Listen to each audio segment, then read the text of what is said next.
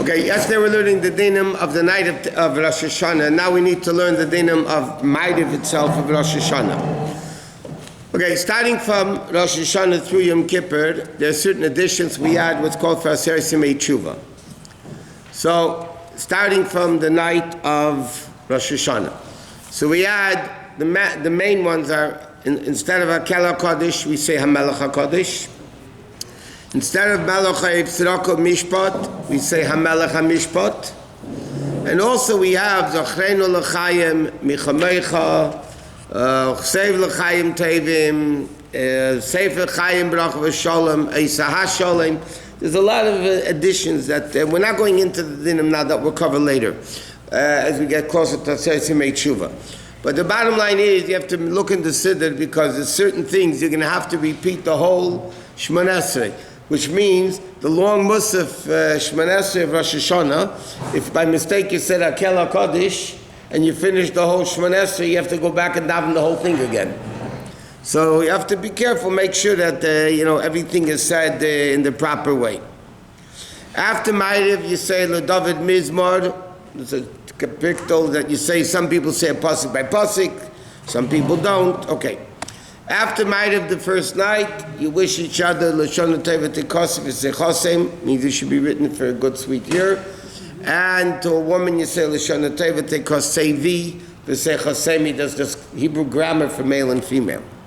But our meaning is you write it, you say it, even if you're talking to a lot of people, you don't say it plural. You say Lashon Teva Tekosef V'Sechosem Lashon Yachid. Okay, now, by the way, and one more thing, most people in the Kaddish of Aser Simei Tshuva, including Rosh, they say La'elo Ula'ela. But according to our minhag, we only say La'elo La'ela by Ne'ilah, by no other Kaddish. Okay, now you come home, you daven properly, you wished each other a good year, now you come home. Okay, so this year, it's Friday night.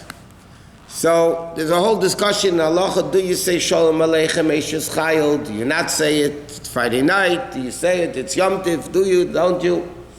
So our custom is, I don't know if it's like between both opinions, we say it quietly. That means you don't sing it if you always sing it. So this year Rosh Hashanah, which is Friday night, you come home, you say quietly Shalom Aleichem Eishes Chayil Askinu Sudasa, and then you begin the Yom Tiv, the Shabbos Yom Tiv Kiddush. So you start with Yom HaShishi and then you go into the Shabbos and Yom Tov Kiddush.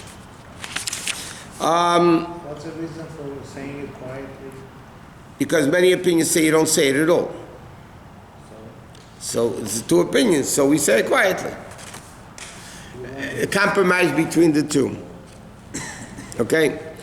Okay, you stand by the Kiddush. Okay, like ready Kiddush. Now,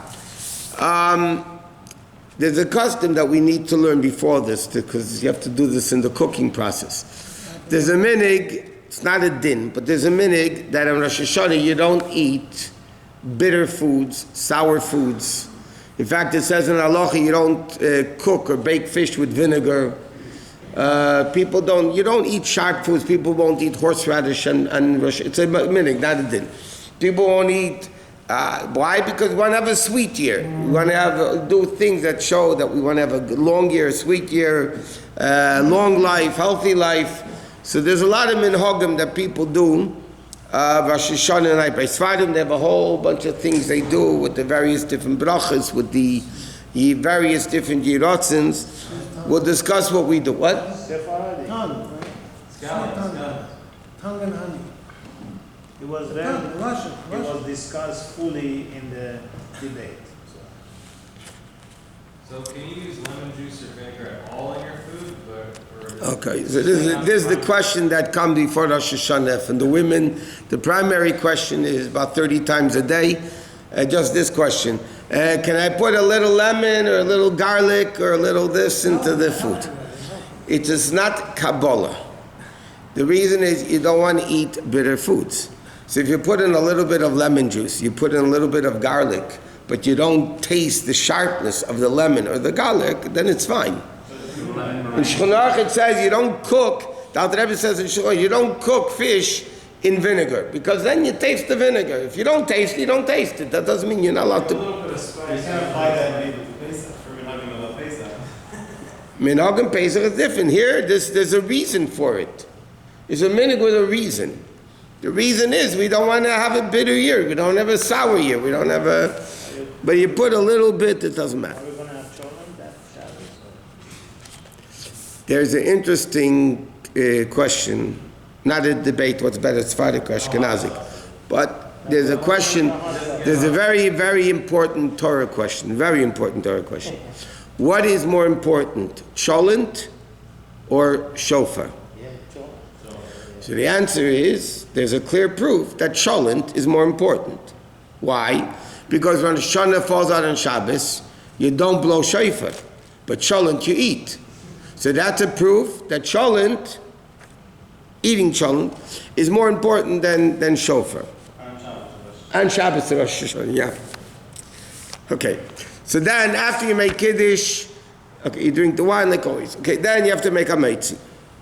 So there's a custom, and some people only do it Rosh Hashanah, some people do it from Rosh Hashanah through Sukkot. The Rebbe writes basically the Yom Tov Rosh Hashanah, Erev Yom Kippur, the Yom Tov of Sukkot, and the other days Mehechatei, so no. But it says in halacha like this, that on Rosh Hashanah at night, or all the other times that you do it, you would dip the challah in honey. You dip the challah in honey. Why do we should have a sweet year? So there's different customs with the challah and the honey, by the way. Some people will pour some honey onto the challah. Our minhag is to dip the challah that we're making a meitzi on, to dip the challah into honey 3 times. That's our minhag, to dip it 3 times into the honey. Just like we do by salt, when we make a meitzi, not only on Shabbos, anytime you eat bread or matzah, whatever, that you wash on, so you're supposed to make a meitzi, and you dip the bread into salt 3 times. So why do we learned already many times, why do you dip it 3 times into the salt?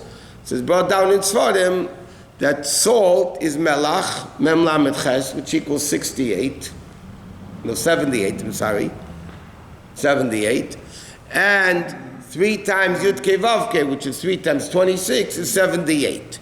So because the table is likened to a Mizbeach, and therefore it's the Mizbeach of Hashem, the HaShulchan Asher Lifnei Hashem, so you dip the bread into the salt 3 times because it's 3 times Yud Kei Vav Kei is 78, which is the word Melech. So somebody asked the Rebbe, what do you do Rosh Hashanah? You don't dip it into salt. So the Rebbe answered that just like Melech is 78, so is Lechem. Lamed Ches Mem is the same letters as Melech. So therefore, our minhag is we do dip the honey and the challah into honey. But other poskim say you still need to dip it into salt. So in fact, there's 3 different customs. One custom is, some people don't use salt at all, but the salt has to be on the table. Some people, it says in halacha, they take the piece of challah, one side of the challah into honey and one side into the salt, and then you eat it together. Sweet and sour. Our minhag is, and this is what the Rebbe did, that we dipped the first time into honey and then he dipped it into salt. The Rebbe used to dip, when the Rebbe ate bread, at least publicly that we saw, that every piece of bread he ate, he dipped 3 times into salt. But the brother, that's not the minhag that we do. We do the first piece, we dip into salt. So first in honey and eat it, and then the next piece you take and dip it 3 times into salt and eat it. Because the Rebbe had a very interesting thing with salt. When the Rebbe used to eat upstairs, in the first years for sure, the Rebbe would take a thick layer of salt and put it on his fish. But a thick layer of salt and put it on his fish. And some very intelligent person asked the Rebbe, why do you do that? But you answered based on the question. So the Rebbe answered because it tastes better. That was the Rebbe's answer, because it's magishmak. It tastes better. Obviously, there's a big Kabbalistic thing with that. Afterwards, though, when the doctors told the Rebbe to stop eating salt, so then the Rebbe stopped doing that. But the Rebbe had this thing with salt, Bachlav. I heard also that the butter is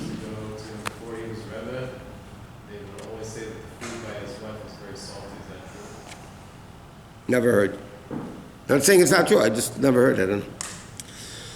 Okay, so now, after the first night, so you have the first night, you make Kiddush with the Shechianu, the Shabbos Yom Tov Kiddush, then you wash, you have a meitzi dipped into honey, and then the first night, our minhag is to eat an apple dipped into honey, after you wash for hameitzi.